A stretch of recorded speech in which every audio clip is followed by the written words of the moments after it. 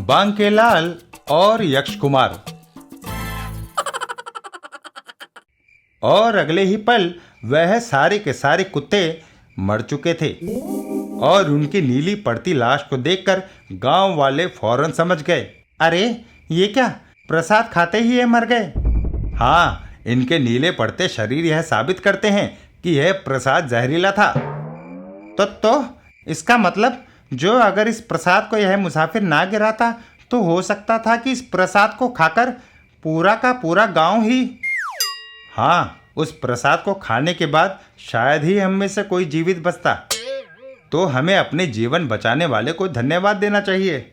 हाँ, हमें उसका धन्यवाद ही नहीं बल्कि उससे अपने व्यवहार की माफ़ी भी मांगनी चाहिए। गांव वालों की बातें सुनकर बांकेलाल की आंखें चमकने लगी। फिर हमें क्षमा कर दो मुसाफिर, आज जो अगर तुम ये प्रसाद ना गिराते तो शायद हम में से कोई भी जीवित ना बचता। तो तुम लोग क्या समझते थे कि मुझे किसी पागल कुत्ते ने काटा था जो मैं भगवान का प्रसाद यूं ही गिराता? वो तो मैंने पेड़ से एक सांप जैसी चीज को प्रसाद में गिरते देखा था, इसलिए मैंने। क्या? लेकिन ये बात तुमने हमें पहले क्यों नहीं बताई? हाय, आप लोगों ने मेरी बात सुननी ही कब चाहिए थी? जान बची तो लाखों पाए। हम वाकई अपने व्यवहार पर शर्मिंदा हैं और तुमने पूरे गांव की जान बचाई, इसके लिए हम तुम्हें धन्यवाद देते हैं। अरे मूर्खो, जो अगर मुझे सच ही पता होता तो मैं ये प्रसाद कभी नहीं गिराता, बल्कि जब तुम सब लोग ये प्रसाद खाकर मर खप गए होते तो मैं तुम्हारे सारे गांव की धन संपत्ति का मालिक होता। पर वाह री मेरी किस्मत जी, इसमें धन्यवाद की क्या बात है, ये तो मेरा मानवीय कर्तव्य था। वाह, क्या उच्च विचार है आपके। वाकई आप हम सब गांव वालों के लिए देवता बनकर आए हैं। फिर उस रात गांव वालों ने बांकेलाल की खूब खातिर करी। दूसरे दिन बांकेलाल गांव वालों से विदा लेकर एक बार फिर खजाने की खोज में चल पड़ा और उस दिन वह सारा दिन जंगल में खजाने की तलाश में भटकता रहा।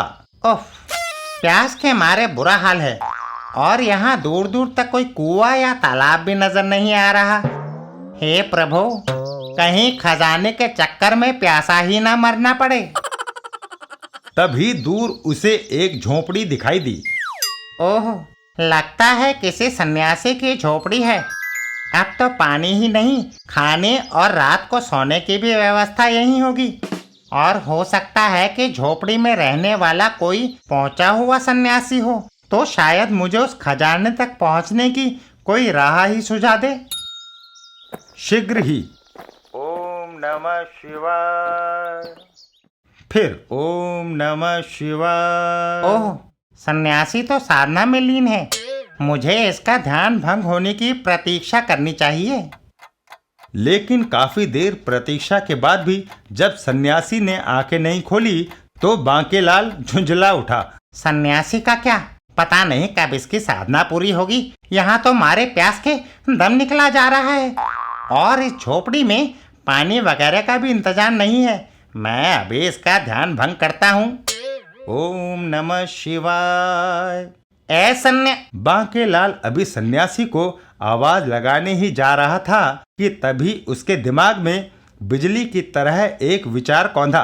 खबरदार बांके, अगर तूने इसकी साधना में व्यवधान डाला तो हो सकता है यह क्रोधित होकर तुझे श्राप दे दे, या तो इसके आंखें खोलते ही जलकर भस्म हो जाए। तो फिर मैं क्या करूं? क्या सन्यासी का ध्यान टूटने तक मैं प्रतीक्षा करूं? लेकिन तब तक तो मैं प्यासा मर जाऊंगा। फिर सोचते सोचते अचानक उसके दिमाग में एक शरारत ने जन्म लिया और उसकी आंखें चमकने लगी। वो मारा पापड़ वाले को। अगले ही पल उसने झोपड़ी की एक खूंटी पर टंगी डोरी उतारी और उसके छोर से सन्यासी की दाढ़ी बांध दी और दूसरे छोर को उसने अपने घोड़े से बांध दिया। फिर घोड़े को पेड़ से खोलकर बांकेलाल ने उसे जोर से एक डंडा मारा और फिर ओम नमः आई। वाह, अब आया मजा। लेकिन आश्चर्य, अगले ही पल झोपड़ी में सन्यासी की जगह एक सुंदर यक्ष कुमार खड़ा था। आए।